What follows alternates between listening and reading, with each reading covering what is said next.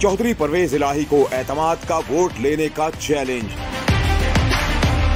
Punjab assembly में number game किसके हाथ? चौधरी परवेज इलाही को एतमाद के लिए 186 अरकान के वोट दरकार हैं, जबकि पंजाब असेंबली के 371 के ऐवान में तहरीक इंसाफ के 180 अरकान हैं। तहरीक इंसाफ को मुस्लिम लीग काफ के 10 अरकान की हिमायत भी हासिल है। इस तरह पंजाब में हुकूमती इत्तेहाद को 190 अरकान की हिमायत हासिल है।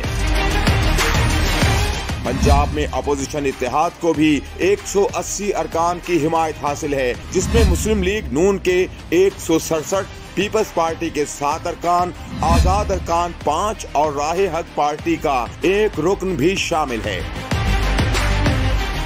स्पीकर पंजाब असेंबली सिफ्तैन खान ने नून लीग के 18 अरकान असेंबली मुअत्तल कर रखे हैं। इन मुअत्तल अरकान पर 15 इजलासों में शिरकत पर पाबंदी आयद है। मुस्लिम लीग नून ने स्पीकर के इस इक़दाम को लाहौर हाई कोर्ट में चैलेंज कर रखा है।